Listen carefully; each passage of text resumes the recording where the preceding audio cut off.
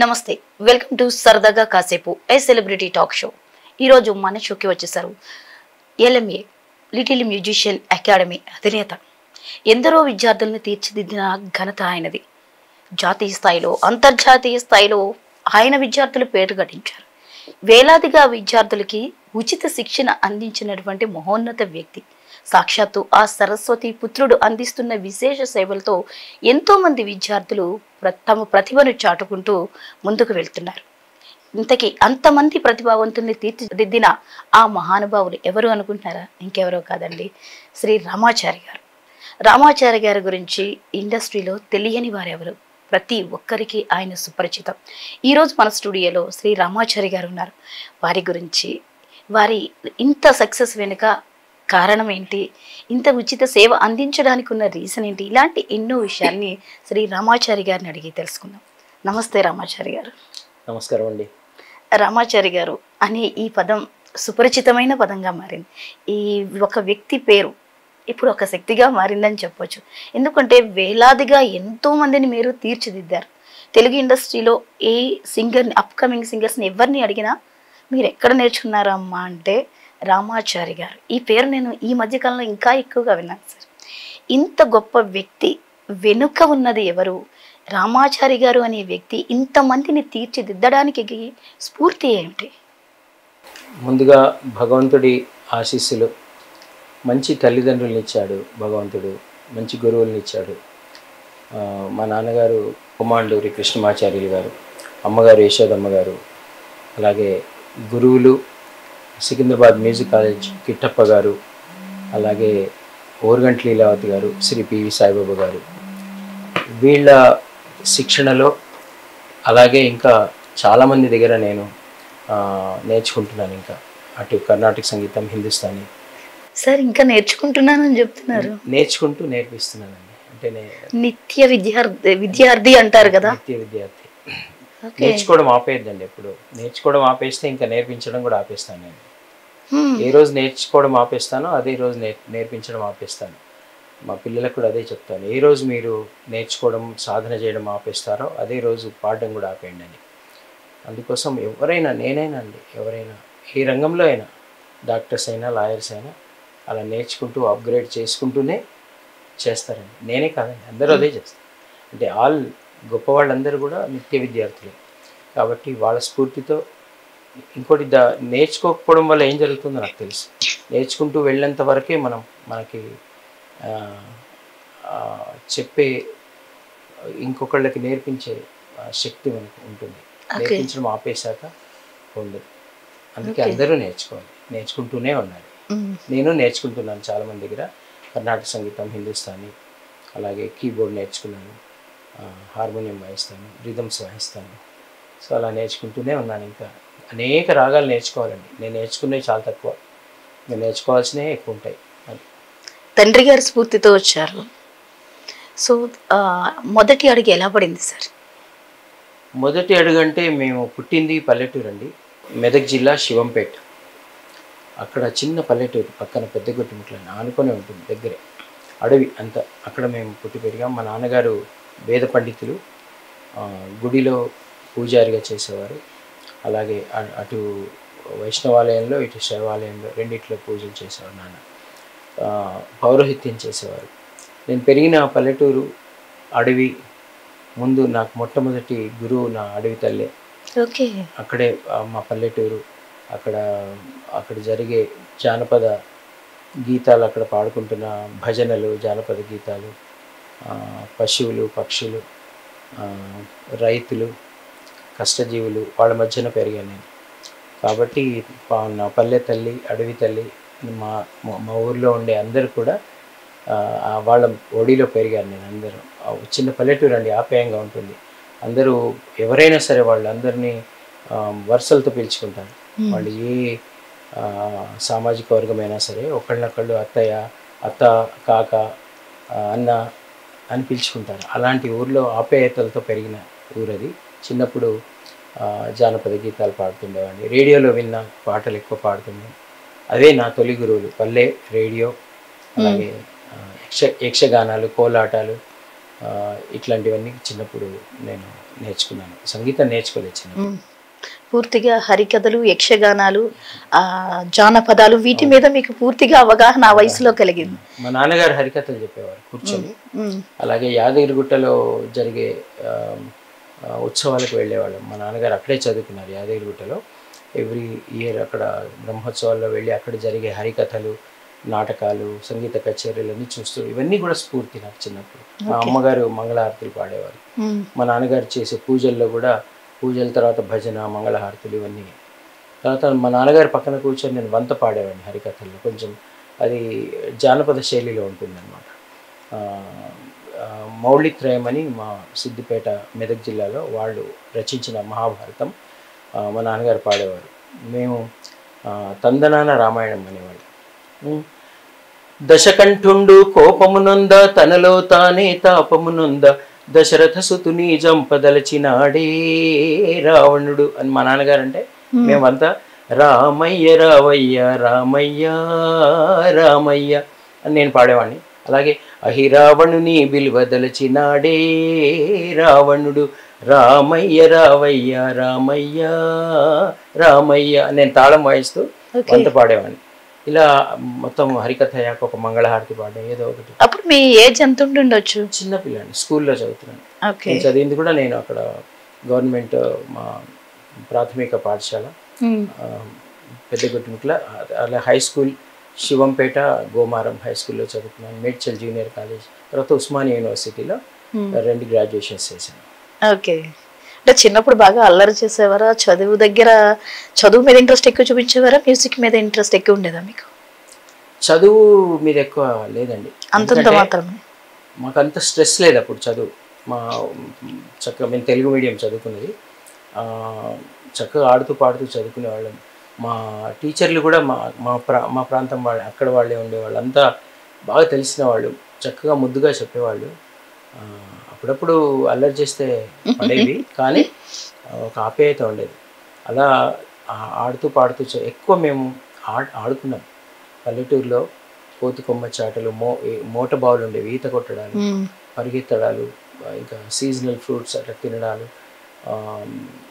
ఎక్కడైనా మా ఊర్లో ఎవరింటి ముందర ఎండాకాలం వస్తే మా ఫ్రెండ్స్ ఎవరింట్లో ఉన్నా అందరం కలిసి వాకిట్లో చాపేసుకొని పడుకునేవాడు. సో చిన్న పల్లెటూరు, చక్కటి ఆ వాతావరణం, చక్కటి రెస్ట్రిక్షన్స్ లేవు, ఇన్సెక్యూరిటీస్ లేవు. ఎక్కడున్నా మాకు తెలిసేది మా అమ్మ నాన్నకి, ఇవాళ వాడి ఫ్రెండ్ వాడి ఇంట్లో ఉన్నారు వీళ్ళంతా. అలా ఉండేది మాది, స్ట్రెస్లెస్. ఇలా 10th క్లాస్ దాకా కూడా అలాగే ఆడుతూ పాడుతూ ఊర్లో హాయిగా ఉన్నాం. మీరు పౌరోహిత్యం చేశారు అన్నారు, నిజమేనా? అవునండి. మా నాన్నగారు యాదగిరిగుట్టలోనే వేదం చదువుకొని అక్కడే కొన్నాళ్ళు వర్క్ చేశారు. తర్వాత మా ఊర్లో పౌరోహిత్యం చేసేవాళ్ళు ఎవరు లేరని ఇక్కడ తీసుకొచ్చారు. అక్కడ ఒక 3 ఊర్లు పౌరోహిత్యం చేసేవారు. మా నాన్నగారు ఒక్కడే కాబట్టి నాకు చిన్నప్పుడే చక్కగా ఉపనయనం చేసి నాకు అన్నీ నేర్పించారు. చక్కగా నేను వెళ్ళి అన్నీ చేయించేవాడిని, సత్యనారాయణ వ్రతాలు అన్నీ, ఇంకా పెళ్ళిళ్ళు కూడా చేయించాను నేను. సో చక్కగా మా నాన్నగారు తర్వాత గుడిలో మా నాన్నగారు పూజ చేశాక నేను కూర్చొని మా నాన్నగారికి సహకారం చేసేవాడిని. అలా తీర్థాలు పెట్టడం అవన్నీ చేసేవాడిని, ఇలాంటి అన్నీ కూడా చేసేవాడిని. సో నాన్నగారికి మీరు అంత చేదోడు వదడుగా ఉన్నారు. తర్వాత ఎలా ఇందులోకి రావడం జరిగింది? సంగీత సాధన ఇదంతా ఎప్పుడు వచ్చింది మీకు? నాకు ఫస్ట్ నుంచి కూడా సంగీతం అంటే ఇష్టం అండి, సౌండ్స్ అంటే ఇష్టం. ఎక్కడ సౌండ్ వస్తే అక్కడ వెళ్ళి నిలబడేవాడిని. పక్షులు సౌండ్ చేసినా అక్కడ వెళ్ళి అలా చూస్తూ ఉండేవాడిని. దాంట్లో ఒక రిథం ఏదన్నా మీరు అక్కడ చేసుకునేవారా? ఆఖరికి ఎవరైనా పైలోకాలకు వెళ్ళిపోయి వాళ్ళని తీసుకెళ్తున్నప్పుడు డబ్బులు కొడుతున్నారు, వాళ్ళ వెనకాల వెళ్ళిపోయేవాడిని. అట్లా వెళ్ళిపోయేవాడిని. ఇంకా అంటే ఎక్కడ సౌండ్ వినిపిస్తే వీధి నాటకాలైనా ఆ మ్యూజిక్ అనేది నాకు అదేదో అయస్కాంతంలాగా నన్ను లాక్కెళ్ళేది. పాట అయినా సరే, అది రిథం అయినా సరే, ఏదైనా సరే. అడవిలో వెళ్తుంటే కూడా నేను అన్నిట్లో ఏదైనా రిథమిక్ సౌండ్స్ వస్తే దాన్ని అనుకరిస్తుండేవాడిని. ఏదైనా పక్షి అలా కూస్తే దాన్ని మళ్ళీ నేను అనుకరిస్తూ కూసేవాడిని. ఏదైనా ఎవరైనా డప్పులు కొడుతుంటే నోట్తో వాయించాను, డన్ డడ్ డన్ డన్ డన్ డడ్ డన్ డన్ అని దాన్ని అనుకరించేవాడిని. ఒగ్గు కథల్లో చేస్తున్నాను, డింక్ టాక్ ఇవన్నీ నాకెందుకో తెలియకుండానే వచ్చేసేవన్నమాట. మా ఫ్రెండ్స్ అందరూ కూడా నన్ను బాగా అంటే వాళ్ళు చాలా ఫన్ చేసేవారు నన్ను. తర్వాత ఏదేదో పాటల్ని కల్పించి మళ్ళీ నేను ఫ్రెండ్స్ అందరిని కూర్చోబెట్టి పాడేవాడిని. ఇలా అన్నీ చేసేవాడిని ఊర్లలో. మీకు జానపదం మీద బాగా ఆ వయసులో చాలా ఇది ఉంటుంది కదా. ఫస్ట్ నేను జానపదంలోంచి వచ్చాను. జానపదం పాడతారా? ఎడ్లు వాయే గొడ్లు వాయే ఎలమగోల మందవాయే కోళ్ళగమ్మ నేను ఓగ కందిరీగ గరిసిపాయే అరెరెరెరెరెరెరే కోడివాయే అరే కోడివాయే అరే కోడివాయలచ్చమ్మది కోడి పుంజువాయలచ్చమ్మది. ఇలా చాలా కత్తులు బల్లెము సేతబట్టి కత్తులు బల్లెము సేతబట్టి దుష్టుల తలలు మాలగట్టి కత్తులు బల్లెము సేతబట్టి దుష్టుల తలలు మాలబట్టి నువ్వు పెద్ద పులి నువ్వు పెద్ద పులి ఎక్కినావమ్మో గండిపేట గండి మైసమ్మో నువ్వు పెద్ద పులి ఎక్కినావమ్మో గండిపేట గండి మైసమ్మో. ఇలాంటి పాటలన్నీ ఇది తర్వాత నేర్చుకున్నాను. నేను ఫస్ట్ కోడివాయలచ్చమ్మది, అమ్మా బయలునాడు, ఇవన్నీ ఒక రేడియోలో వచ్చేవి, సీడీ కూడా ఉండేది ఒకటి, అవన్నీ చూసి నేర్చుకున్నాను చిన్నప్పుడు. సో అవి పాడుతుండేవాడిని. అక్కడ మా దగ్గర మా ఇంటి ముందర యాదవులు ఉండేవాళ్ళు, ఇంటి వెనకాల కురమలు అని ఉండేవాళ్ళు. సో అక్కడ గొంగళ్ళు నేసేవారు, మగ్గాలు, నల్ల గొంగళ్ళు. ఆ గొంగళ్ళు నేసేవాళ్ళు ఒక 15-20 మంది, ఒక సొసైటీ లాగా. అక్కడ వెళ్ళి నేను పాడుతుండేవాడిని. పాడుతుంటే వాళ్ళంతా నాకు పాలు, పెరుగు, మీగడ, పళ్ళు అన్ని ఇచ్చేవాళ్ళు. దట్ ఈస్ నా ఫస్ట్ లైఫ్లో కచేరీ అక్కడ చేశాను. వాళ్ళు చక్కగా గుంగళ్ళు నేసి ఆనందించేవాళ్ళు. ఏదో ఒకటి పాడేవాడిని, నాకు నోటికి వచ్చింది. ఒక్కోసారి వాళ్ళ పేర్లు పెట్టి పాడేవాడిని, అక్కడ నేసాయన పేరు పెట్టి పాడేవాడిని, లేకపోతే బాలతో అని పాడేవాడిని ఆమెను చూసి. అలా చిన్నప్పుడు చాలా అల్లరి చేసేవాళ్ళు, మా గ్యాంగ్ అంతా ఉండేది. ఆ బాలతో నాకు మంచి పాలు ఇచ్చేది. అలాంటి ఫస్ట్ కచేరీలు, ఫస్ట్ రెమ్యునరేషన్ అది. ఇప్పుడు తలుచుకున్నా చాలా బ్యూటిఫుల్గా ఉంటుంది. పల్లె అంటే పల్లెని. ఇక సంగీత విద్యాభ్యాసం అటు నుంచి ఇటు వచ్చిన తర్వాత అది ఎలా జరిగింది? తర్వాత ఇంకా అలాగే ఒక మనకి ప్రచారం చేయడానికి గ్రూప్స్ వస్తాయండి. ఈ ఆరోగ్యం గురించి కొంత సోషల్ అవేర్నెస్ కోసము హైదరాబాద్ నుంచి ఒక గ్రూప్ వాళ్ళు వచ్చారు. అప్పుడు కొంచెం హెల్త్, స్త్రీ శిశు సంక్షేమ శాఖ వాళ్ళ స్త్రీల హెల్త్ గురించి అలా అలా తిరిగి ప్రచారం చేస్తూ ఉండేవాళ్ళు. వాళ్ళల్లో భారతి అక్క అని ఒక నాకు బాగా మోటివేట్ చేశారు. మా ఊర్లోకి వచ్చినప్పుడు ఆ ఊర్లలో అన్నింటిలో వాళ్ళు ప్రచారం చేసినప్పుడు ఓన్లీ అది చెప్తేనే కొంచెం బోర్ ఫీల్ అవుతారని మధ్య మధ్యలో సాంస్కృతిక కార్యక్రమాలు పెట్టేవాళ్ళు. సో నేను వాళ్ళకి తురుపు ముక్కలాగా దొరికాను. నేను పాడుతున్నాను కదా, నన్ను తిప్పేవాళ్ళు. ఇంకా అన్ని పక్కన ఊర్లో తిప్పేసి వాళ్ళు చెప్పదలుచుకుంది చెప్పి మధ్య మధ్యలో నేను ఒక పాట పాడేవాడిని. ఇలా ఆ అక్క మ్యూజిక్ కాలేజ్లో వీణ నేర్చుకునేది. అప్పుడు తను చెప్పింది నాకు, నాన్న నీ వాయిస్ చాలా బాగుంది, చాలా శృతిలో పాడుతున్నావు, సంగీతంలో కూడా ఒక కోర్స్ ఉంటుంది, దీనికి కూడా కాలేజ్ ఉంటుంది, సంగీతంలో కూడా శాస్త్రం ఉంటుంది, ఇలా చాప్టర్స్ ఉంటాయి, సరళీ స్వరాలు, జంట స్వరాలు అని తను నాకు ఎక్స్ప్లెయిన్ చేసిన తర్వాత మ్యూజిక్ కాలేజ్ ఉంటుంది సికింద్రాబాద్లో, అక్కడ వచ్చి జాయిన్ అవ్వని చెప్పింది. అప్పుడు మా నాన్న అడిగితే ముందు చదువుకో, మేము చాలా సామాన్యమైన కుటుంబం, మా నాన్నగారు పౌరోహిత్యం చేసి గుడిలో వచ్చిన డబ్బులతో మమ్మల్ని పోషిస్తుండేవాళ్ళు. ఇంచుమించు కొంచెం పెద్ద కుటుంబం మాది. మా అమ్మ, మా నాన్నమ్మ, మా తమ్ముడు, చెల్లి అందరూ ఉండేవాళ్ళు. సో ముందు చదువు అంతా అయ్యాక ఏదైనా ఉద్యోగం తెచ్చుకున్నాక నీ ఇష్టం వచ్చింది చెయ్యి అని. ఆ కాలంలో ఇంత అవేర్నెస్ కూడా లేదండి. సింగింగ్ ఇన్ని ప్రోగ్రామ్స్ ఉంటాయి, ఇంత సినిమా రంగం కూడా మనకి ఇక్కడ లేదు చెన్నైలో. కానీ ఇక్కడ ఏం చేస్తావు, నువ్వు మ్యూజిక్ నేర్చుకొని ముందు 2 పూటల భోజనం, 2 జతల బట్టలు సంపాదించుకోను అని చెప్పేవారు. తర్వాత నాకు 10th క్లాసు నేను ఫెయిల్ అయిపోయాను. 10th క్లాస్ ఎగ్జామ్ రాసి, అప్పుడు ఇంకా నేను పక్కింట్లో కొంత డబ్బు తీసుకొని మా నాన్న ఇమ్మన్నారని నేను వెళ్తూ బస్సు ఎక్కి నేను హైదరాబాద్ వచ్చేసాను. ఇన్ఫార్మ్ చేశాను అక్కడ, నేను హైదరాబాద్ వెళ్తున్నాను, ఫలానా చోటుకి వెళ్తున్నాను. పక్కింట్లో మనీ తీసుకున్న డాడీకి తెలుసా? తర్వాత తెలుస్తుంది. సాహసం చేశారు మొత్తానికి. నానిమ్మన్నారని తీసుకున్నాను. బస్ ఛార్జీలు తీసుకొని హైదరాబాద్ వచ్చి భారత్ అక్కని కలిసాను. కలిసి అక్కడ వాళ్ళ ఇంట్లోనే 2 రోజులు ఉండి మ్యూజిక్ కాలేజ్ తీసుకెళ్ళి నన్ను పరిచయం చేసినారు. అక్కడ అప్పటికి అడ్మిషన్స్ అయిపోయినాయి మ్యూజిక్ కాలేజ్లో. నెక్స్ట్ ఇయర్ రమ్మన్నారు. కానీ మళ్ళీ మా కిట్టప్ప మాస్టర్ నా వాయిస్ విని ప్రిన్సిపల్ గారి దగ్గరికి నూకల చిన్న సత్యనారాయణ గారు మహామహోపాధ్యాయ ఆ ఆయన ప్రిన్సిపల్ గారు అప్పుడు ఆయన దగ్గర తీసుకెళ్ళి మళ్ళీ నా పాట వినిపించి నాకు అడ్మిషన్ ఇచ్చారు. అక్కడ నేను నేర్చుకోవడం మొదలెట్టాను. మళ్ళీ మా నాన్నగారు వచ్చి ఒక రూమ్ తీసుకొని అక్కడ ఉండి అలా మొత్తానికి మళ్ళీ నేను చదువుకొని ఇటు సంగీతం నేర్చుకుంటూ మళ్ళీ చదువుకొని 10th క్లాస్ పాస్ అయ్యి మళ్ళీ మేడ్చల్ అనే చోట అవుట్స్కట్స్లో ఉంటుంది మనకి. అక్కడ ఇంటర్మీడియట్ చదువుకొని అక్కడి నుంచి ఉస్మానియాలో గ్రాడ్యుయేట్ ఇలా సంగీతం నేర్చుకుంటుంది. మళ్ళీ 2 BA B.Ed చేశాను. మళ్ళీ మ్యూజిక్లో కూడా 4 years సర్టిఫికేట్ కోర్స్ చేశాను. TTC అని ఒక కోర్స్ ఉంటుంది. ఆ మ్యూజిక్ అంటే మ్యూజిక్ టీచర్ ట్రైనింగ్ అది కూడా పాస్ అయ్యాను. రేడియోలో ఆల్ ఇండియా రేడియో దూరదర్శన్లో గ్రేడ్స్ అక్కడ కూడా ఎగ్జామ్స్ ఉంటాయి.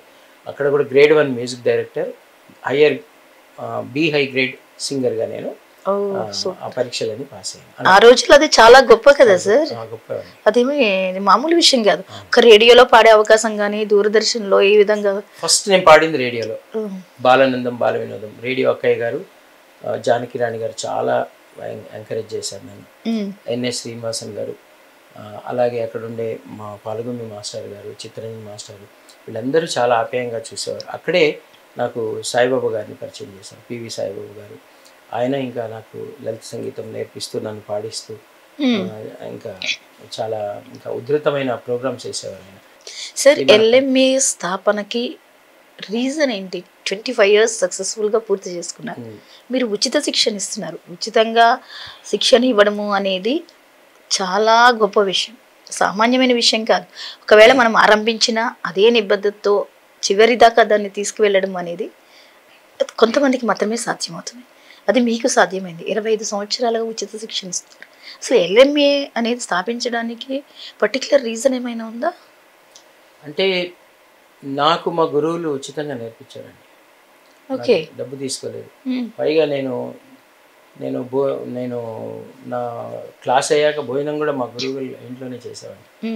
సో ఎంతోమంది ఈ సొసైటీలో ఎంతోమంది నేను పైకి రావడానికి కారణం, ఎంతోమంది హెల్ప్ చేశారు. రకరకాల హెల్ప్ని పొందాను సొసైటీ నుంచి. ఓకే, కొన్ని కష్టాలు కొన్ని డిస్కరేజ్మెంట్స్ ఉంటాయి, కానీ వాటిని పట్టించుకోవద్దు మనం. అవి కూడా మనకు నేర్పిస్తాయి. మనకు జరిగిన డిస్కరేజ్మెంట్స్ కావచ్చు, అవమానాలు కావచ్చు, అవన్నీ కూడా వాళ్ళు కూడా మనం పైకి రావడానికి దోహదపడ్డవాళ్ళు. మనలో పట్టుదల పెంచుతారు, మనలో కసి పెరుగుతుంది. సో తర్వాత మనకి ఆ స్ట్రెస్ మేనేజ్మెంట్ కూడా నేర్పించినట్టు అవుతుంది వాళ్ళు. సో అన్నీ ఒకటే అందరూ ఎంకరేజ్ చేస్తూనే పోతే లైఫ్ బాగుండదండి. ఉంటాయి అలాంటివి కూడా ఉన్నాయి, కానీ తక్కువ.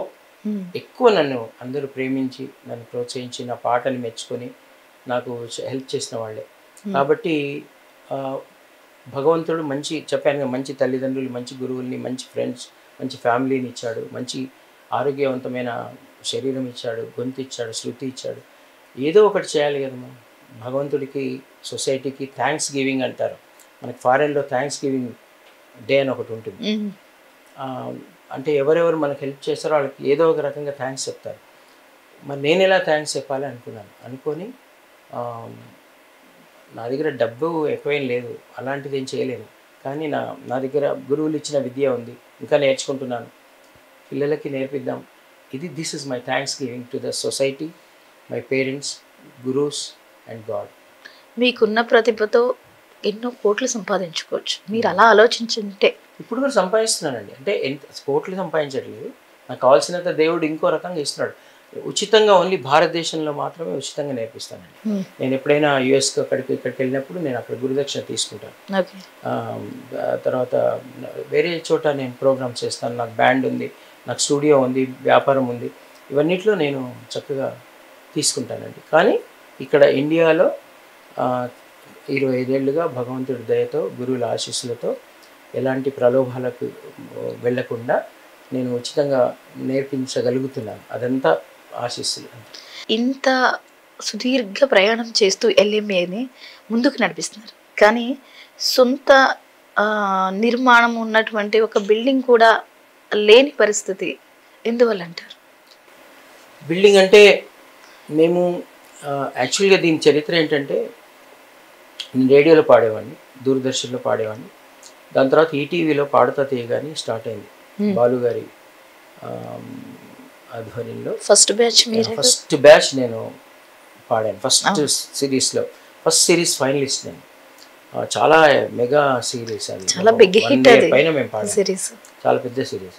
సో అందులో నాకు మంచి పేరు వచ్చింది చాలా. అంటే ఇంకా ప్రతి తెలుగు వాళ్ళు నన్ను గుర్తుపట్టడం మొదలెట్టారు. దాని తర్వాత ఎన్నో ప్రోగ్రామ్స్ నేను, పార్థు, ఉషా కలిసి కొన్ని వందల ప్రోగ్రామ్స్ చేసేవాళ్ళం కలిసి. మేము ఇంకా తిరుగుతూనే ఉండేవాళ్ళం ఒక్కొక్కరు. దాని తర్వాత కొన్ని సినిమాల్లో నేను పనిచేశాను అసిస్టెంట్గా. ఒకటి రెండు సినిమాలు నేను మ్యూజిక్ చేశాను, తర్వాత కండక్ట్ చేశాను. తర్వాత ఈ అనుభవాలన్నీ నాకు వచ్చేసాయి. ఒక school all science high school అని, అక్కడ తక్షశిలలో ఒక 1 year చేశాను. తర్వాత ఆల్ సైన్స్ హై స్కూల్ అని అక్కడ పనిచేశాను. అక్కడ నాకు ఈ అనుభవాలన్నీ వచ్చాయి. అంటే నేను ఆల్ సైన్స్లో పనిచేసేటప్పుడు ప్రతి 100 మందిలో ఒకళ్ళకి శృతమైన గాత్రం ఉంటుందని, నాకు శృతిబద్ధమైన ఆ శృతి గొంతులో ఉంటుందనేది నాకు అక్కడ స్కూల్లో తెలిసింది. నేను ప్రతి క్లాస్లో ప్రతి విద్యార్థిని పాడించేవాడిని. పాడిస్తే ఒక యావరేజ్గా నాకు 100లో ఒకళ్ళు దొరికేవాళ్ళు శృతిలో పాడేవాళ్ళు. అట్లా నాకు టీచింగ్ అనుభవం వచ్చింది. అక్కడ స్కూల్లో చాలా ఏళ్ళు పనిచేశాను. ఒక టీచింగ్ అనుభవం వచ్చింది. రియాలిటీ షో అంటే ఏంటో తెలుసు, స్టేజ్ మీద ఎలా పాడాలో ఎన్నో ప్రోగ్రామ్స్ చేశాం. తర్వాత సినిమాల్లో ఎలా పాడాలి, కోరస్ ఎలా పాడాలి, మెయిన్ సాంగ్ నేను టేకింగ్ తీసుకునేవాడిని.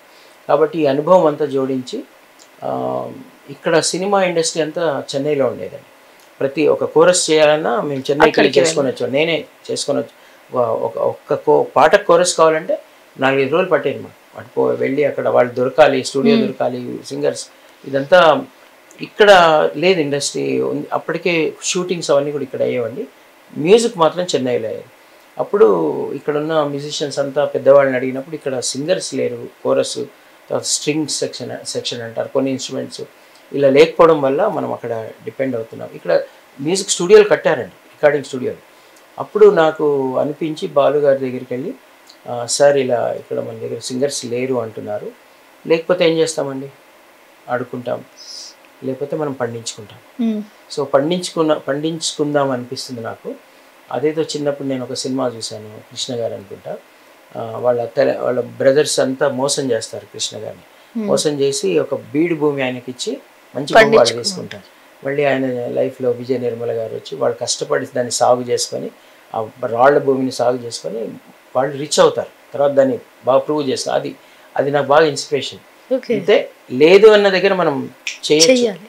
మనం లేదు, ఇక్కడ ఇది రాళ్ల భూమే, కానీ దీన్ని కూడా ఏదో చేయొచ్చు. దాన్ని కూడా మనిషి తలుచుకుంటే ఆ డిటర్మినేషన్, సంకల్పం, మనిషికి సత్సంకల్పం ఉంటే భగవంతుడి ఆశీస్సులు తోడవుతాయి, 10 మంది తోడవుతారు అనే దానికి బాలుగారిని అడిగాను. మనం పండించుకుందాం సార్. నేను ఇప్పుడు ఒక స్కూల్లో పనిచేస్తున్నాను, నాకు టీచింగ్ అలవాటు, ఈ రియాలిటీ షో నుంచి వచ్చాను, రియాలిటీ షో ఏంటో తెలుసు, సినిమాల్లో టేకింగ్స్ తీసుకున్నాను కాబట్టి ఒక ప్లేబ్యాక్ సింగర్, కోరస్ సింగర్ ఎలా ఉండాలో నాకు తెలుసు, స్టేజ్ షోస్ చేశాను కాబట్టి ఇంటరాక్టివ్గా పాడే ఒక సింగర్ ఎలా ఉండాలి ఇవన్నీ నాకు తెలుసు, క్లాసికల్ నేర్చుకుంటున్నాను కాబట్టి ఒక క్లాసికల్ బేస్ చేసుకొని ఒక ప్రొఫెషనల్ సింగర్గా ఎలా తయారవ్వాలో దానికి నేను దాని మీద రీసెర్చ్ చేయడం మొదలెట్టాను. అంటే బాలుగారు ఆశీర్వదించి ట్రై చేయన్నారు. అంటే ఆయన ప్రూవ్ చేయాలని నేను 6 నెలలు ఇది స్కూల్ స్టార్ట్ చేయలేదండి, నేను నేర్పిస్తూ వెళ్ళాను. ఫస్ట్ అన్ని కాంపిటీషన్స్ అవుతుంటాయి కదా ఇక్కడ, అన్ని లలిత సంగీతం, భక్తి సంగీతం కాంపిటీషన్స్ అయ్యేవి హైదరాబాద్లో. అక్కడికి వెళ్ళి కూర్చొని ఎవరు బాగా పాడుతున్నారో వాళ్ళ పేరెంట్స్ దగ్గరికి వెళ్ళి మార్కెటింగ్ చేసేవాడిని. నేను ఒక స్కూల్ పెడుతున్నానండి, మీ పిల్లల్ని పంపించానంటే అడ్రస్ ఇచ్చేయాలి బాబు, మాకు కావాలంటే మీకు వస్తాం అక్కడికి అని అడ్రస్ రాసుకొని వాళ్ళకి ఇచ్చేవాడిని ఒక చిన్న కాగితం మీద. పీపీ నెంబర్లు ఉండేవి అప్పుడు, మనకు సొంత ఫోన్ కూడా లేదు. పక్కన ఎదురుగుండానే ఎవరికో ఫోన్ ఉంటే ఆ నెంబర్ వాళ్ళని పర్మిషన్ తీసుకొని పీపీ అని రాసి ఇచ్చేవాళ్ళు. సో ఇలా వెళ్ళి నేనే బాగా పాడే పిల్లల్ని అడిగేవాడిని. చాలామంది పంపించేవాళ్ళు కాదు. నేను చూస్తాము, లైట్ మ్యూజిక్ ఏం నేర్పిస్తావు, మా అమ్మాయి ఆల్రెడీ క్లాసికల్ నేర్చుకుంటుంది, లైట్ మ్యూజిక్ నేర్చుకునేది ఏంటి, క్లాసికల్ నేర్చుకుంటుంది కదా, మా అమ్మాయి నేర్చేసుకుంటుంది పాట అని అనేవారు. కానీ దాంట్లో కూడా చాలా టెక్నిక్స్ ఉంటాయి, అది కూడా ఒక జానర్, అది కూడా ఒక స్టైల్. క్లాసికల్ నేర్చుకోగానే లైట్ మ్యూజిక్ సరే, లైట్ మ్యూజిక్ లా పాడలేము, అది కూడా దాని టెక్నిక్స్ కూడా నేర్చుకోవాలి. సో మాకు ఆకాశవాణిలో గురువులు అక్కడ ఉండేవాళ్ళు మాకు చెప్పేవాళ్ళు కాబట్టి. అయితే నేను అట్లా నాకు 10 మంది దొరికారు. అందులో మాకు తెలిసిన వాళ్ళు అప్పుడు నా కో సింగర్స్ పిల్లలు అట్లా ఒక 10 మందితో ఆచార్య జీవి సుబ్రహ్మణ్యం గారని వైస్ ఛాన్సలర్ తెలుగు యూనివర్సిటీ, వాళ్ళ ఇల్లు ఇక్కడ నల్లకుంటలో ఉండేది. వాళ్ళ ఇంట్లో వాళ్ళ వరండాలో ఆ 10 మంది పిల్లలతో స్టార్ట్ చేశాం. ఆ తర్వాత ఆ పిల్లలు బాగా నేర్చుకుంటారు. ఏం నేర్పించాలో తెలియదు నిజంగా. మాకు లైట్ మ్యూజిక్లో సిలబస్ ఉండదు, క్లాసికల్కి సిలబస్ ఉంటుంది. క్లాసికల్ అంటే సరళీ స్వరాలు, జంట స్వరాలు అని మనోధర్మం దాకా ఉంటుంది. సరళీ స్వరాలు, జంట స్వరాలు, హెచ్చు స్థాయి, తచ్చు స్థాయి స్వరాలు, దాటు స్వరాలు, అలంకారాలు, గీతాలు, స్వరజతులు, వర్ణాలు, కృతులు, మనోధర్మం, ఇలా మనకి ఉంటుంది. ఇక్కడ ఏముండదు. ఇంకా నేను రీసెర్చ్ చేయడం మొదలెట్టాను. అంటే ఒక సినిమా పాట, ఒక ప్లేబ్యాక్ సింగర్కి ఏం కావాలి, సంగీతం దేనికైనా మళ్ళీ మాతృక క్లాసికల్ మ్యూజిక్ అండి. క్లాసికల్ మ్యూజిక్లో ఉండే రాగమే ఉంటుంది. ఏ పాటలో ఎంత మోడర్న్ సాంగ్ అయినా సరే అందులో ఒక రాగం ఉంటుంది. ఒక క్లాసికల్ మ్యూజిక్లో నేర్చుకున్న రాగం బేసే ఉంటుంది, పదార్థం అదే. అలాగే రాగతాళాలు అవే ఉంటాయి. దీని పాడే విధానం వేరే ఉంటుంది. ఇప్పుడు మనకు కాటన్ అదే అండి. ఆ కాటన్తో చేసిన దాంతోనే రకరకాల, దాన్ని జుబ్బా కుట్టచ్చు, రకరకాల అదే దాంతో షర్ట్ కుట్టచ్చు, బనియన్ కుట్టచ్చు, లేకపోతే టీ షర్ట్ కుట్టచ్చు, ఏదైనా కుట్టచ్చు, పదార్థం అది. సో కానీ స్టైల్ వేరే ఉంటుంది దానికి. సో అట్లా నేను ఒక ప్లేబ్యాక్ సింగర్కి కావాల్సిన ఏం కావాలి, వాళ్ళకి ఎలా పాడాలి, వాళ్ళు డోస్, ఈ క్లాసికల్ డోస్ను ఎంతవరకు తీసుకోవాలి, తర్వాత డిక్షన్, ప్రొనౌన్సియేషన్, తర్వాత గమకాలు, బ్రెత్ మేనేజ్మెంట్, తర్వాత డైనమిక్స్ అంటారు, ఎక్స్ప్రెషన్స్ అంటారు, ఇవన్నీ కూడా. అంటే క్యారెక్టర్ అయి పాడాలి. లైట్ మ్యూజిక్ అంటే ఇప్పుడు ముఖ్యంగా ప్లేబ్యాక్ సింగింగ్ అంటే ఒక క్యారెక్టర్ ని పరకాయ ప్రవేశం చేసుకొని పాడాలి. వారాయి అంటే ఆ క్యారెక్టర్ అందులోకి వీళ్ళు వెళ్ళిపోవాలి. ఆహనా పెళ్ళి అంటే ఆహార్యం, ఆ బాడీ లాంగ్వేజ్, వాయిస్ లో వినిపించాలి, వెళ్ళిపోవాలి. సో వేణువై వచ్చారంటే ఆ క్యారెక్టర్కి వెళ్ళిపోవాలి. అంతర్యామి అంటే ఆ క్యారెక్టర్లోకి వెళ్ళిపోవాలి. సో పాడే విధానం, ఇవన్నీ కూడా నేను ఏం కావాలి పిల్లలకి. ఒక రియాలిటీ షోలో పాడాలంటే వాళ్ళకి దేని మీద ఎక్కువ, దేనికి మార్కులు వస్తాయి, ఏది చూసి మార్కులు ఇస్తారు. ఒక ప్లేబ్యాక్ సింగింగ్కి ఏం కావాలి. ఒక స్టేజ్ షో అంటే ఆడియన్స్ టార్గెట్ మనకి. ఆడియన్స్ నువ్వు తొలగించాలి ఇంటరాక్టివ్గా. ఇలా పాట ఒకటే, పదార్థం ఒకటే, బట్ దాని ప్రజెంటేషన్, దాని అవన్నీ వేరు ఉంటాయి. తర్వాత స్టూడియోలో మైకులో పాడే విధానం వేరు ఉంటుంది, దాని డిస్టెన్స్ వేరు ఉంటుంది. స్టేజ్ మీద పట్టుకొని పాడే మైక్లో పాడే విధానం వేరు ఉంటుంది. సో ఇవన్నీ మేనేజ్మెంట్స్, మైక్ మేనేజ్మెంట్ అంటారు, బ్రెత్ మేనేజ్మెంట్ అంటారు. తర్వాత గమకాలు ఉంటాయి. గమకాల్లో ఎన్నో రకాల గమకాలు ఉంటాయి. వాయిస్ కల్చర్ అంటారు, వాయిస్ కంట్రోల్ అంటారు. సో చాలా ఉంటాయి. అట్లా నాకు నేనుగానే ఒక సిలబస్ లాగా తయారు చేసుకొని వాళ్ళకి ఒక క్రూడ్ లెవెల్ నుంచి ఒక ప్రొఫెషనల్ లెవెల్కి నేర్పించడానికి నేను రకరకాల ప్రయత్నాలు, రకరకాల రీసెర్చ్లు, ఇంకా అందరు మ్యూజిక్ టీచర్స్ ఎలా నేర్పిస్తున్నారో వెళ్ళి చూసి వాళ్ళ దగ్గర కూడా నేర్చుకుంటుంటాను. ఇప్పుడు కూడా నా ఫ్రెండ్స్, నా కో మ్యూజిక్ టీచర్స్ ఉంటారు, వాళ్ళ దగ్గరికి వెళ్తాను, వాళ్ళతో మాట్లాడతాను, నాకు తెలియని అడుగుతాను, నేర్చుకుంటుంటాను. వాళ్ళ టీచింగ్ స్టైల్స్ చూసి నాకు ఏదో కొత్త దొరుకుతుంది వాళ్ళల్లో కూడా. ఇది నాకు తెలియలేదు ఏంటి అనుకుంటాను. అట్లా నేను I will be learning, I will be teaching. This is going on, this will go on. అందుకే ప్రతి స్టూడెంట్ కూడా రామాచారి గారు ఒక టీచింగ్ మాత్రమే కాదు, మేము ఎలా ప్రజెంట్ చేయాలి, ఏ పాటని ఎలా పాడాలి అనేది కూడా మాకు ప్రతిదీ నేర్పిస్తారని చెప్పి ఈ మధ్యకాలంలో చాలా మంది స్టూడెంట్స్ నుంచి నేను ఇంటరాక్ట్ అవ్వడం వల్ల ఆ విషయాలు తెలుసుకున్నాను. అవునండి, అంతే. అన్ని అబ్జర్వ్ చేస్తాను నేను రియాలిటీ షో నుంచి వచ్చిన వాడిని. ఇప్పుడు రియాలిటీ షోస్లో కూడా మళ్ళీ ట్రెండ్స్ మారుతుంటాయి. మేము పాడినప్పుడు రియాలిటీ షోకి ఇప్పటికి తేడా ఉంటుంది. ఇంకా చాలా యాడిషన్స్ ఉంటాయి. అంటే జనాకర్షణ, అంటే చూసే స్పెక్టేటర్ని ఇట్లా మంత్రముగ్ధుల్ని చేసే ఎన్నో ప్రక్రియలు చేస్తుంటారు. మళ్ళీ నేను అప్గ్రేడ్ చేసుకోవాలి. నేను పాడుతూ తీగలు పాడిన పద్ధతిలో ఇప్పుడు పాడకూడదు. మేము చక్కగా నిలబడి రాముడు మంచి బాలుడిలాగా పాడేవాళ్ళం. పక్కన బాలుగారు ఉండేవారు. ఆయన పక్కన ఉంటేనే మాకు ఒక భక్తితో, ఆనందంతో, ఏమంటారు, ఒక ఎక్సైట్మెంట్తో కూడిన భయం ఉండేది మాకు. అందులో ఆనందము, భక్తి, ప్రేమ అన్నీ ఉండేవి. మళ్ళీ ఆ పక్కన ఆయన ఉంటే, కానీ ఆయన మాకు చాలా ఎంకరేజ్ చేసేవారు. మమ్మల్ని చాలా కూల్ చేసేసేవారు. అంటే భయం అంతా పోగొట్టేవారు. అంటే ఒక ఫాదర్లీ లుక్, ఒక ఫాదర్లీ పర్సన్ ఆయన. చాలా ఇప్పుడున్న పిల్లలకైతే ఒక తాతగారు లాగా. తర్వాత ఆయన అంత ఆయన దగ్గర చాలా నేర్చుకున్నాం మేము. ఇలా నేను ఇంకా నేర్పించడం మొదలెట్టిన తర్వాత ప్రూవ్ చేసుకుంది. అప్పటికి పేరు కూడా పెట్టలేదండి, లిటిల్ మ్యూజిషియన్స్ అకాడమీ. ఈ పిల్లలంతా వెళ్ళి పాడత తేలో సెలెక్ట్ అవ్వడం, ఇంకో దాంట్లో సెలెక్ట్ అవ్వడం, అక్కడిక్కడ పాడి ఎక్కడ నేర్చుకుంటున్నాం అంటే మా గురుగారు రామాచారి అని చెప్పడం. దాంతో నాకు కొంచెం పేరు రావడం మొదలెట్టింది. నేను వెళ్ళి మీ పిల్లలకి మ్యూజిక్ నేర్పిస్తాననే స్థితి నుంచి వాళ్ళు జాయిన్ చేయడం మొదలెట్టారు. కొంచెం ప్రూవ్ అయింది కదండి. అలాగే బాలుగారు నా గురించి చెప్పేవారు, పాడతా తీయగలరు, ఒక చక్కగా నేర్పించాడు ఈ అబ్బాయి, బాగా నేర్పిస్తున్నాడు, బాగా తయారు చేస్తున్నాడు అని చెప్పి బాలుగారు చెప్పేవారు.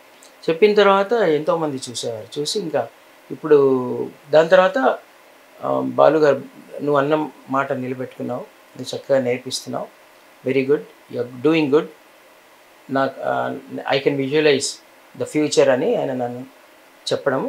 ఇంకప్పుడు మీరే ఇనాగ్రేట్ చేయండి అని అప్పుడు లిటిల్ మ్యూజిషియన్స్ అకాడమీ అని నామకరణం చేసి బాలుగారితో 1999లో 99లో ఇనాగ్రేషన్ జరిగింది. ఇది ఇప్పుడు 25th యానివర్సరీ చేసుకుంటున్నాము. 99లో పుట్టిన ఎల్ఎంఏ 1990లో కూర్చొని ఈరోజు దాని గురించి చాలా హ్యాపీగా ఉంది. తర్వాత దానికి మళ్ళీ వరప్రసాద్ రెడ్డి గారు, ఇంగ్లీష్లోనే ఉందయ్యా పేరు, కొంచెం మన ఇండియన్ నేమ్ కూడా యాడ్ చేద్దామని బాలగాంధర్వం అని ఆయన సూచిస్తే బాలుగారు కూడా సపోర్ట్ చేసి అలా ఎల్ఎంఏ బాలగాంధర్వం అని పెట్టి ఇంకా అప్పటి నుంచి ఇంకా ఈరోజు ఏ స్థితికి వచ్చిందంటే దానికి ఆడిషన్ ఉంటుంది.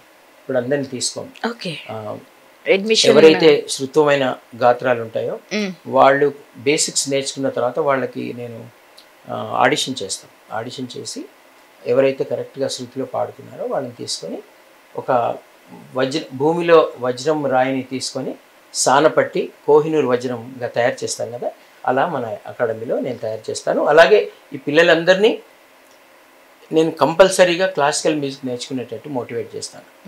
క్లాసికల్ మాన్పించాను.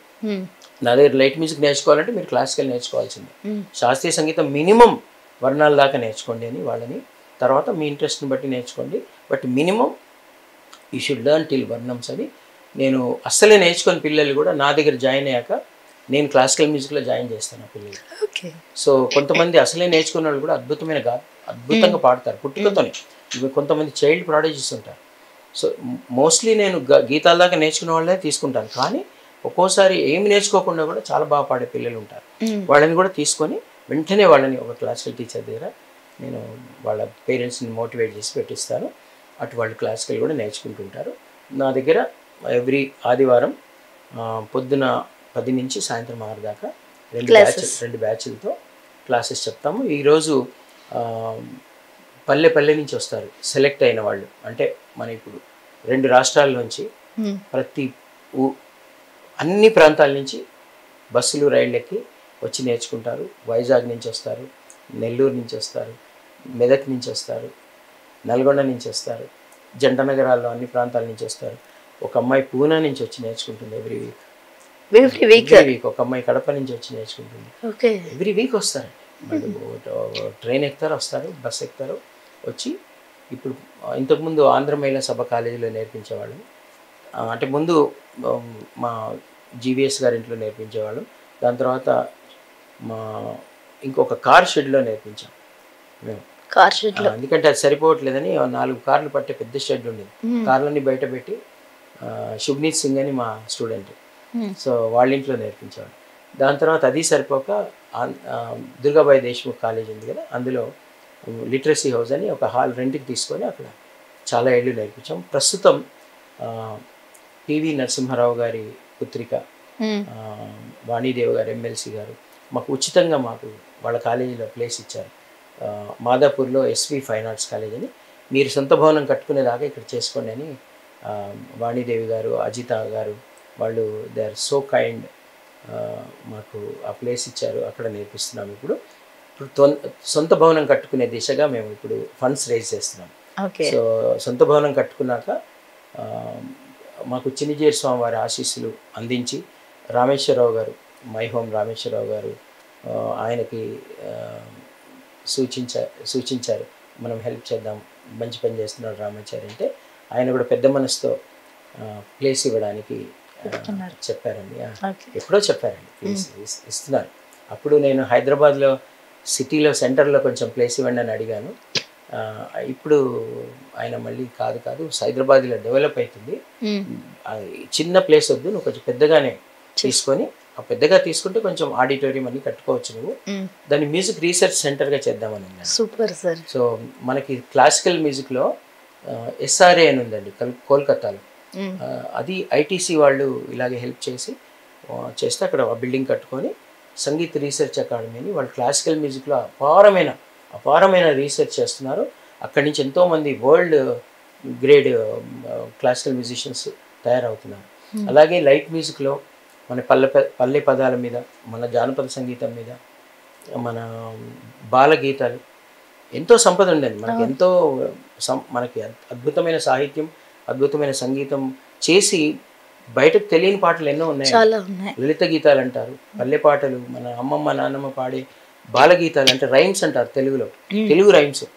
తర్వాత వేమన పద్యాలు, వేమన శతకం, తులసి, మన ఇంకేంటి భర్తృహరి సుభాషితాలు, తర్వాత సుమతి శతకం, వీటిల్లోని ఈ పద్యాలన్నింటినీ చక్కగా అందరికీ అర్థమయ్యే రీతిలో రికార్డ్ చేసి నేర్పించి, ఇవన్నీ లలిత గీతాలు, పల్లె పదాలు, జానపదాలు అన్నీ కూడా భద్రపరిచి ఒక రీసెర్చ్ సెంటర్గా, అంటే లైట్ మ్యూజిక్ రీసెర్చ్ సెంటర్గా. లైట్ మ్యూజిక్ అంటే సినిమా పాటలు కూడా లైట్ మ్యూజిక్ అండి.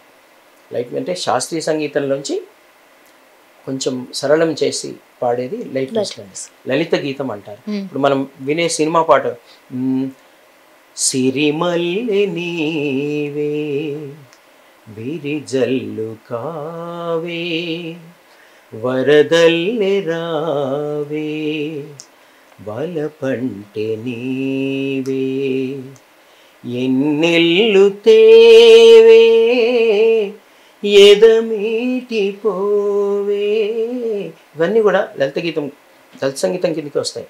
అలాగే ఎదుట నిలిచింది చూడు జలతారు వెన్నెలేమో, ఇవన్నీ కూడా లలిత గీతాలు. ఒక రకంగా చెప్పాలంటే నేను సీరియస్గా సంగీతం అంటే ఇంకా బాగా నేర్చుకోవాలనేది, ఇలా పాడాలా అనేది పాడుతా తీయగా నేను నేర్పించింది.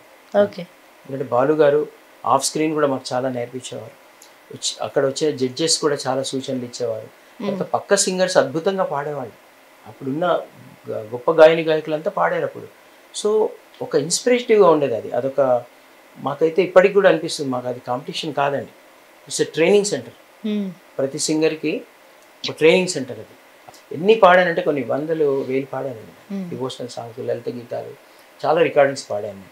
తర్వాత టీటీడీ కూడా నన్ను వన్ ఆఫ్ ది మ్యూజిక్ డైరెక్టర్స్గా సెలెక్ట్ చేశారు, తిరుమల తిరుపతి దేవస్థానం వాళ్ళు. మనకు అన్నమయ్యకి కృతులు 32,000లో మనకి 14,000 కృతులు, అందులో 12,000 అన్నమయ్య వారివి, పెద్ద తిరుమలాచార్యులు వారివి, చిన్న తిరుమలాచార్యుల వారివి ఒక 2,000. అందులో 2,000 కంటే తక్కువే కంపోజ్ చేసి ఉండేవి ఇంతకుముందు మహానుభావులు కంపోజ్ చేసినవి. ఈ మిగతా పాటలు కూడా కంపోజ్ చేస్తున్నారు ఇప్పుడు టీటీడీ. అట్లా కొంతమందిని వాళ్ళు సెలెక్ట్ చేశారు, మా స్వామి ఆశీస్సులతో నేను సెలెక్ట్ అయ్యాను. ఇప్పటివరకు నేను 270 కొత్త సంకీర్తనలు కంపోజ్ చేశాను టీటీడీ కోసం. ఇలా నాకు ఒక స్టూడియో ఉంది, నేను ఎక్కువ డివోషనల్ సాంగ్స్ ఎక్కువ కంపోజ్ చేస్తాను. I'm a composer, but not సినిమాల. ఒక 2 సినిమాలు చేశాను, ప్రేమలేఖ రాశ అని సినిమా చేశాను, అందులో పాటలు చక్కగా అందరూ మెచ్చుకున్నారు. ఓ ప్రేమ చెప్పవే నువ్వైనా ఈ మౌనం శాపమే అయినా,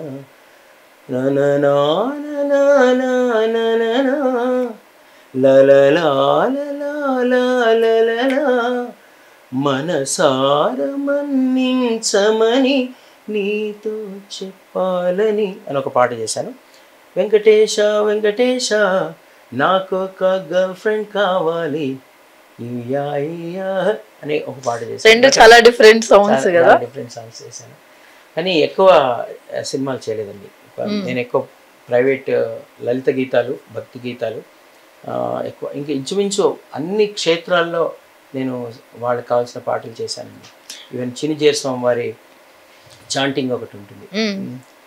జై శ్రీమన్నారాయణ జై శ్రీమన్నారాయణ జై శ్రీమన్నారాయణ జై శ్రీమన్నారాయణ జై శ్రీమన్నారాయణ జై శ్రీమన్నారాయణ జై శ్రీమన్నారాయణ జై శ్రీమన్నారాయణ. ఆ చాంటింగ్ కంపోజ్ చేసి పాడే భాగ్యం నాకు స్వామివారు ఇచ్చారు.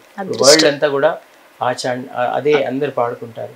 ఇలా నేను చేసిన భక్తి గీతాలు ఇవన్నీ కూడా ప్రజాదరణ పొందాయండి.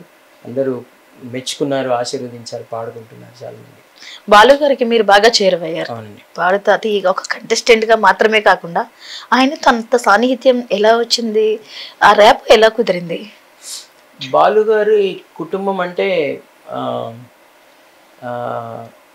ఆయన కుటుంబం సావిత్రమ్మ గారు, పల్లవి గారు, చరణ్ గారు, వాళ్ళ సిస్టర్ శైలజమ్మ గారు, సిస్టర్ వాళ్ళే కాదండి, జగమంత కుటుంబం, సంగీత కుటుంబం బాలుగారి కుటుంబం. బాలుగారికి జగమంత సంగీత కుటుంబం. ఆయన అసలు ప్రతి మ్యూజిషియన్ కూడా అంత క్లోజ్ అయ్యండి. ఒక ఆయన కొంతమంది అంశాలు ఉంటాయండి. ఇప్పుడు మనం వింటుంటాం కదా, మనకు కృష్ణుడు బృందావనంలో రేపల్లెలో అందరూ నావాడే అనుకుంటారు కృష్ణుడు. మా సంగీతంలో బాలుగారిని అందరూ అలాగే అనుకుంటారు, నావాడు. బాలు మా అన్నయ్య, మా తండ్రి, మా తమ్ముడు, మా కొడుకు, ఇలా పెద్దవాళ్ళంతా. అంటే ప్రతి మ్యూజిషియన్ కూడా నా బాలుగారు. ఆయన అంతే, ఈజ్ అంతే. ఇంకంతకంటే ఏం చెప్పలేను. ఆయన యాటిట్యూడ్ ఎలా ఉంటుంది, ఆయన ప్రేమ ఎలా ఉంటుంది. మ్యూజిషియన్స్ అంటే పిచ్చి, ఆయనకి ఇష్టం, చాలా ఇష్టం. He treats every musician as his own family member. వాళ్ళ కష్టాల్లో సుఖాలు నేనొక్కడే కాదండి, నేనొక్కడే క్లోజ్ అనుకుంటాను కదా, అలాగే నా పక్క మ్యూజిషియన్ కూడా అనుకుంటాను. అతను కూడా అంతే క్లోజే, ప్రతి మ్యూజిషియన్ అంత క్లోజే. గాయకులు కావచ్చు, ఆర్కెస్ట్రా వాళ్ళు కావచ్చు, మన వాయిద్య కళాకారులు కావచ్చు, లిరిసిస్టులు కావచ్చు, సంగీత దర్శకులు కావచ్చు, రికార్డింగ్ ఇంజనీర్స్ కావచ్చు. ఆయనకు సంబంధించిన ఆ శాఖలో ఉండే ప్రతి వాళ్ళు, చిన్నవాళ్ళు, పెద్దవాళ్ళు, ప్రతి వాళ్ళని కూడా హక్కున చేర్చుకునే గొప్ప మనసున్న మా బాలుగారు. అందుకే కాకపోతే నేను ఈ పని చేస్తున్నాను కాబట్టి ఇంకా నా మీద ప్రత్యేకమైన ఒక ప్రేమ ఆయన నుంచి మీకు ఎలాంటి ప్రశంస? ఎల్ఎంఏ నా మానస పుత్రిక అని చెప్పేవారు. ఎందుకంటే మా ఎల్ఎంఏ ఆయన ఆశీస్సులు తీసుకొని పెట్టాను. ఆయనే మాకు పైనుంచి ఇలా ఆశీస్సులు, ఆయనే మా మెంటరు, ఆయనే మా ప్రమోటరు, అన్నీ ఆయనే. అని ఫస్ట్ ఫండ్ రైజింగ్ షో కూడా ఆయనే చేసి ఇచ్చారు. ఫస్ట్ డొనేషన్ ఆయనే ఇచ్చారు. ఫస్ట్ డొనేషన్ ఆయనను రాఘవేంద్రరావు గారు ఇచ్చారు. దాని తర్వాత వరప్రసాద్ రెడ్డి గారు ఇచ్చారు డొనేషన్. తానా సంస్థ వాళ్ళు కొన్ని ప్రోగ్రామ్స్ అమెరికాలో చేయించి అక్కడ కొన్ని డొనేషన్స్ ఇచ్చారు. ఇప్పుడు వరల్డ్ అంతా ఉండే నా స్టూడెంట్స్ అందరూ కూడా ఇప్పుడు మేము ఒక కొత్త భవనం కట్టుకోవడానికి ఫండ్స్ రేజ్ చేస్తున్నారు. ఇలా ఎవ్రీథింగ్ బాలుగారు మర్చిపోలేని బంధమే. మర్చిపోలేని బంధం. ఒక పిల్లాడిలాగా చూసుకునేవాడు నన్ను ఇట్లా గట్టిగా హత్తుకొని ఇలా వీపు నిమిరి, తల నిమిరి అలా. ఎందుకంటే నువ్వు మంచి పని చేస్తున్నావు, ఇంతమందికి విద్య నేర్పిస్తున్నావు, ఇంతమంది సింగర్స్ని తయారు చేస్తున్నావు, అది నాకు బూస్ట్ అండి, అది బలం. మీ స్టూడెంట్స్ ఇండియన్ ఐడల్ దాకా వెళ్ళారు. అసలు ఇండియన్ ఐడల్లో కాలు పెట్టడం అంటే ఒక క్రేజ్ ఉండేది, వాళ్ళ ఎంతో టాలెంట్ ఉంటేనే అని చెప్పేసి. వాళ్ళు ఫైనల్స్ దాకా వెళ్ళిన స్టూడెంట్స్, కప్పు తెచ్చిన స్టూడెంట్స్ ఉన్నారు. హేమచంద్ర కావచ్చు, కారుణ్య కావచ్చు, ఇక మిగిలిన స్టూడెంట్స్ దామిని కావచ్చు, గీతా మాధురి ఎంత ఎస్టాబ్లిష్డ్ సింగరో అందరికీ తెలిసిందే. ఇంత పేరు సంపాదిస్తారు. అది మీ ఇన్స్టిట్యూషన్ నుంచి వెళ్ళిన వాళ్ళు అంత స్థాయిలో వెళ్ళినప్పుడు గురువుగా మీకు ఎలా అనిపించింది? చాలా ఆనందంగా ఉంటుందండి. గురువులకి, తల్లిదండ్రులకి వాళ్ళంత వృద్ధిలోకి వచ్చినప్పుడు గర్వం వస్తుంది మాకు. అంటే ఒక తోటమాలి, ఒక రైతు పండించిన పంట ఇలా 10 మంది అలా ఆ చెట్టు పండ్లని 10 మంది తింటుంటే ఎంత సంతోషిస్తాడు. ఒక పండించిన రైతు, తోటమాలి దాన్ని పెంచి పెద్ద చేసి దాన్ని విత్తనం పెట్టి కాపాడి చేయడ్డు పెట్టి పెంచి పెద్ద చేసి దానికి ఎరువులేసి పండు కాసిన తర్వాత 10 మంది తింటుంటారు, లేకపోతే దేవుడికి సమర్పిస్తాం. ఎంత ఆనందంగా ఉంటుందండి. అదే మా తల్లిదండ్రులు గురువుల పరిస్థితి అదే. ఒక రైతు ఒక తోటమాలేలాగా తల్లిదండ్రులు గురువులు అంతే అండి. బాలీవుడ్ లో కూడా ఉన్నారు. వాళ్ళు అలా ప్రపంచానికి వాళ్ళ స్వరాలనే స్వరాల్ని పంచుతుంటే, అందరికి వీణుల విందు చేస్తుంటే మాకు ఆహా అనిపిస్తుంది. We thank our gurus and god parents. Bollywood లో కూడా ఇప్పుడు ఇర్ఫానా సార్ తను ఇర్ఫాన్ బాలీవుడ్లో ఇర్ఫాన్ పాడుతున్నాడు, కారుణ్య పాడుతున్నాడు, హేమచంద్ర. తర్వాత మొన్న ఇండియన్ ఐడీల్లో రోహిత్ అనే అబ్బాయి వెళ్ళాడు. సో చాలామంది వెళ్ళారండి జాతీయ స్థాయిలో. ఇక మన దగ్గర మన తెలుగు ఇండస్ట్రీలో ఎంతమంది పాడుతున్నారో నేను ఒక్కళ్ళ పేరు చెప్పి ఇంకోళ్ళ పేరు చెప్పకపోతే బాగుండదు. చాలా మంది మీకు లిస్ట్ ఇచ్చాను, అదంతా వేయండి. ఇప్పుడు మేము మాట్లాడుకుంటున్న ప్రతి సింగర్ మీ స్టూడెంట్, వాళ్ళందరూ పాడుతున్నారు. ఇంకా కొత్త కొత్త వాళ్ళు కూడా పాడుతున్నారు. సో మన తెలుగు ఇండస్ట్రీ కూడా అండి కొత్త వాళ్ళకి చాలా ఛాన్స్ ఇస్తుంది. చాలా అంటే పాడుతా తీగ నుంచి కొత్త సింగర్స్ పరిచయం చేశారు. తర్వాత ఇప్పుడు మా ఎల్ఎంఏ నుంచి నేర్చుకుంటున్న పిల్లలే కాదండి, ఇంకా ఏ గురువుల దగ్గర నేర్చుకుంటున్న పిల్లలకైనా కొత్త గళాలకి వాళ్ళు if they are deserving, all the music directors are encouraging. అందులో కొత్త మ్యూజిక్ డైరెక్టర్స్ కూడా వచ్చారు ఇప్పుడు, కొత్త కొత్త యంగ్ పిల్లలు.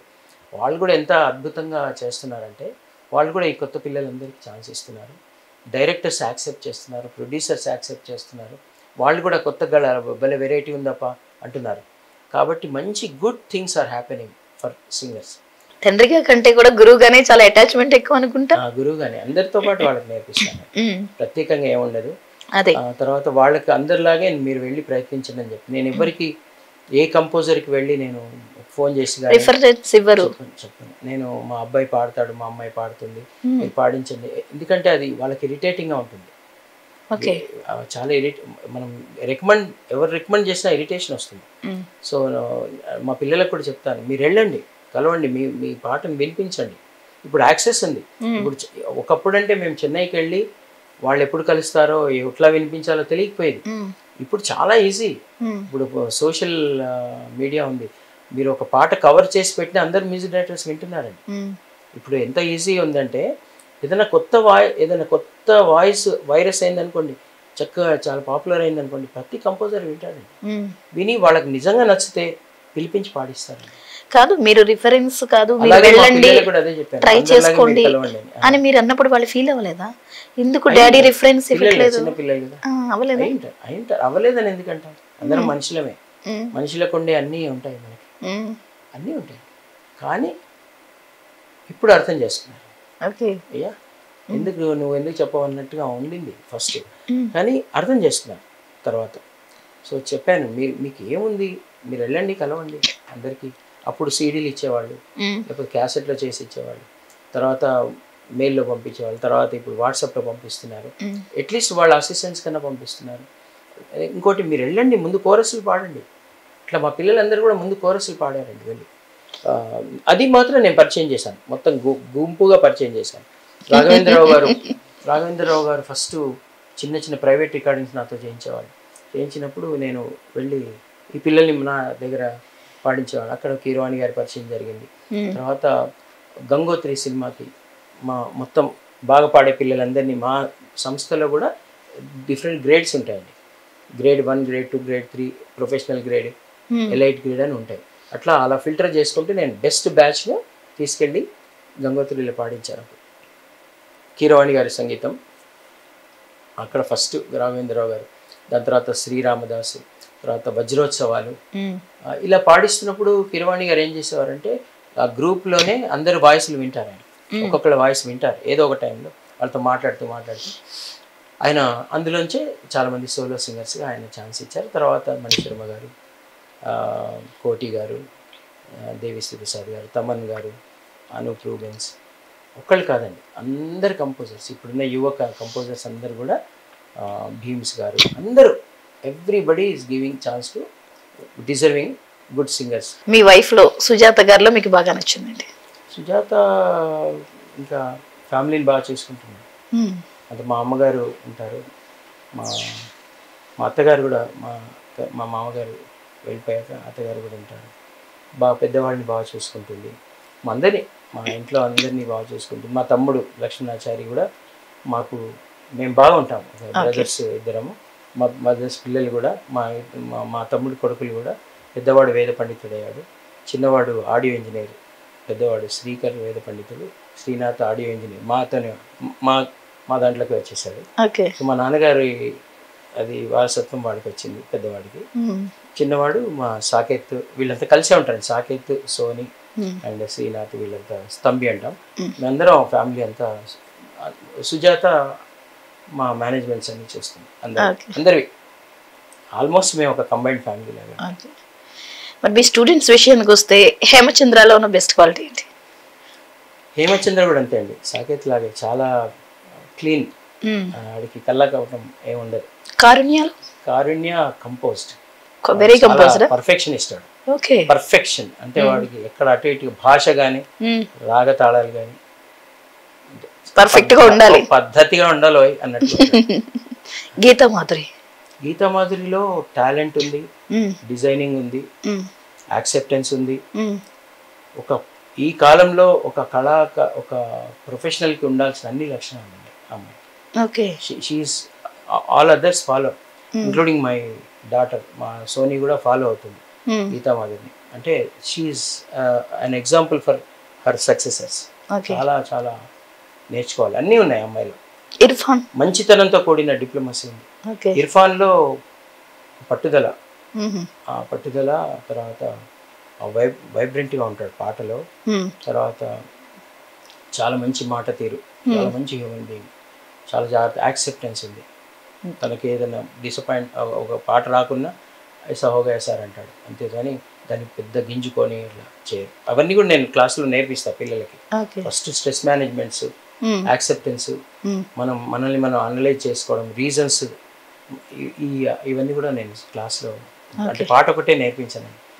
కాంప్రహెన్సివ్గా ఉంటుంది నా క్లాస్. తర్వాత సూపర్ సార్. మరి ఎంతో మంది ఈ షోస్ ద్వారా కానీ ఈ సింగర్స్ని చూసి కానీ చాలా మంది తల్లిదండ్రులు ఇప్పుడు తమ పిల్లలకు కూడా సంగీతం నేర్పించాలనో లేదా పాటలు పాడించుకోవాలనో ఒక కోరిక అనేది కలుగుతుంది. మీరు సంఖ్య బాగా పెరిగింది, బట్ పిల్లలకి ఒక సింగర్గా చూడాలనుకునే తల్లిదండ్రులకి మీరు ఇచ్చే సలహా ఏంటి? అసలు తల్లిదండ్రులు వాళ్ళని ఎలా గైడ్ చేయాల్సి ఉంటుంది? ముఖ్యంగా తల్లిదండ్రులకి వాళ్ళకి ఏది నచ్చిందో పిల్లల మీద అది రుద్దొద్దు. నేను సింగర్ కావాలనుకున్నాను చిన్నప్పుడు, మా అమ్మాయి సింగర్ కావాలనుకోవద్దు. ఫస్ట్ తల్లిదండ్రులకి నా హంబుల్ సజెషన్స్ కొన్ని ఇస్తాను. ఏంటంటే పిల్లల్లో పుట్టుకతోనే కొన్ని స్కిల్స్, దేవుడు ఇచ్చిన స్కిల్స్, బార్న్ స్కిల్స్ అంటారు, గాడ్ గిఫ్ట్ అంటారు. అలా ఒకళ్ళకి డాన్స్లో ఉండొచ్చు, ఒకళ్ళకి పెయింటింగ్ డ్రాయింగ్లో ఉండొచ్చు, ఒకళ్ళకి స్పోర్ట్స్లో ఉండొచ్చు, ఒకళ్ళకి కుకింగ్లో ఉండొచ్చు, ఒకళ్ళకి లీడర్షిప్ క్వాలిటీ ఉండొచ్చు. అట్లా ఎన్నో ఉంటాయి, అద్భుతాలు ఎన్నో మనకి లైఫ్లో. అట్లాగే మనం సబ్జెక్ట్ వైజ్ చూస్తుంటే చూడండి, నేను ఇందాక చెప్పినట్టు కొంతమందికి మ్యాథ్స్లో ఎక్కువ మార్కులు వస్తుంటాయి, సోషల్లో తక్కువ వస్తుంటాయి. సో అలా దేంట్లో వాడికి ఆ సహజమైన స్కిల్, న్యాచురల్గా ఉండే ఆ స్కిల్స్ ఏంటో తల్లిదండ్రులు ఫస్ట్ వాటిని గుర్తించాలి. మా బిడ్డలో ఏ స్కిల్స్ ఉన్నాయి, అది పువ్వు పుట్టగానే పరిమళిస్తుంది అన్నట్టుగా వాళ్ళు పెరుగుతూ వాళ్ళకి తెలియదు. కొంతమంది చిన్న పిల్లలు డాన్స్ చేస్తారు, పర్ఫెక్ట్ రిథంలో చేస్తారు. వాళ్ళు అట్లా కొంతమంది పాడుతుంటారు, వాళ్ళు చిన్నప్పుడు పాడుతుంటేనే, వాళ్ళకి మాటలు వచ్చినప్పుడు పాడుతుంటేనే అందులో శృతి ఉంటుంది. అది తల్లిదండ్రులకు తెలుస్తుంది. ఒకప్పుడు కంటే ఇప్పుడు తల్లిదండ్రులు కూడా బాగా, ఇప్పుడున్న యంగ్ జనరేషను మ్యూజిక్ మీద బాగా అవగాహన ఉందండి. ఎందుకంటే మ్యూజిక్ బాగా వింటారు, ప్రతి వాళ్ళు కార్లో ఉంటుంది, అన్నింటిలో ఆఫీస్లో కూడా మ్యూజిక్ పెట్టుకుని. సో మ్యూజిక్ సెన్స్ చాలా బాగుంది ఇప్పుడు అందరికీ. సో ఆ పిల్లల్లో ఆ మ్యూజిక్, ఆ శృతి అనేది ఉందా లేదా గుర్తించాలి ఫస్ట్. ఆ శృతి ఉన్న వాళ్ళని మాత్రమే ముందు చక్కగా వాళ్ళని ముందు మోటివేట్ చేయాలి, మంచి మంచి పాటలు వినిపించాలి. LMA గురించి, లిటిల్ మ్యూజిషియన్ అకాడమీ గురించి. లిటిల్ మ్యూజిషియన్స్ అకాడమీని సపోర్ట్ చేయండి. ఇది ఒక మిషన్. ఇది ఇక్కడ కంప్లీట్గా ఉచితంగా సంగీతం నేర్పిస్తున్నాము. అలాగే చాలామంది బిలో పవర్టీ లేని ఉన్న పిల్లలు, పల్లెటూరులోంచి వచ్చే పిల్లలకి రాన్పోన్ ఛార్జీలు కూడా ఇస్తాము. వాళ్ళకి ఇతరంగా కూడా మెడికల్గా దేనికైనా సహాయం చేస్తుంటాము ఈ ట్రస్ట్ ద్వారా. అంటే సహాయం అంటే మళ్ళీ ఎంతోమంది దాతలు ఇచ్చిన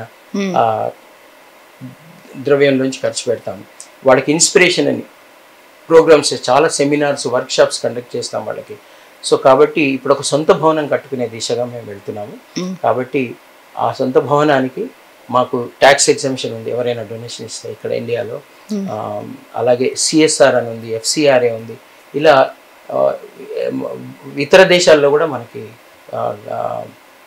మన స్టూడెంట్స్ ఉన్నారు. సో ఇక్కడ భారతదేశంలో భాగ్యనగరంలో మన హైదరాబాద్లో ఒక మంచి భవనం కట్టి అక్కడ మ్యూజిక్ రీసెర్చ్ సెంటర్గా పెట్టి ఇంకా ఎక్కువ, ఇప్పుడు వారానికి ఒకసారి నేర్పిస్తున్నాము, కానీ ప్రతిరోజు ఇంకా మ్యూజిక్ క్లాసెస్ పెట్టి ఇంకా ఎక్కువ మందికి నేర్పించే ప్లాన్లో ఉన్నాము. ఇంకా దాని మీద రీసెర్చ్, ఆ పిల్లలతో కూడా రీసెర్చ్ చేయించి ఇంకా యూనివర్సిటీస్ని కూడా మేము అప్రోచ్ అయ్యి, అంటే ఇప్పుడు మ్యూజిక్ ఒకప్పుడు డిఫరెంట్ జానర్స్గా ఉండేదండి, ఇప్పుడు అన్నీ కలిసిపోయాయి. అంటే ఒకదానికి ఒక సంబంధం ఉంటుంది. ఇప్పుడు మ్యూజిక్ వరల్డ్ గ్లోబల్ అయిపోయింది, మ్యూజిక్ కూడా గ్లోబల్ అయిపోయింది. సో అన్ని రకాల సంగీతాలను ఇప్పుడు ఒక ప్లేబ్యాక్ సింగర్ ఈ needs to understand or she every genre of music అనమాట. అటు వాళ్ళు వెస్టర్న్ తెలిసి ఉండాలి, ఫోక్ తెలిసి ఉండాలి, ఇండియన్ క్లాసికల్ అన్నీ తెలిసి ఉండాలి. సో అట్లా మ్యూజిక్ మీద లాట్ ఆఫ్ రీసెర్చ్ అండర్స్టాండింగ్ మనం చేయాలని ఆ స్కూల్ ద్వారా ఇది నా కళ అండి. అలాగే ఓల్డ్ మ్యూజిషియన్స్ అంటే సీనియర్ మ్యూజిషియన్స్కి కూడా వాళ్ళని కూడా అవసరం ఉన్న వాళ్ళకి ఒక ఏమంటారంటే వాళ్ళకి ఒక హోమ్ పెట్టి, సీనియర్ మ్యూజిషియన్స్ అవసరం అన్నమాట. దేవుడి దయ వల్ల ఎవరికి అవసరం రాకూడదు. కొంతమందికి పిల్లలు ఎక్కడో ఉంటారు, ఫారిన్స్లో అక్కడ ఇక్కడ ఉంటారు, డబ్బులు ఉంటాయి, అన్నీ ఉంటాయి, కానీ ఒంటరిగా ఉంటారు. అందరు మ్యూజిషియన్స్ అంతా ఒకే చోట ఆ ఫైనల్స్ జర్నీ చేసే ప్లేస్ నుంచి అక్కడ వాళ్ళకుండే నాలెడ్జ్ని ఈ పిల్లలకు పంచుతూ వాళ్ళ సలహాలు తీసుకుంటూ,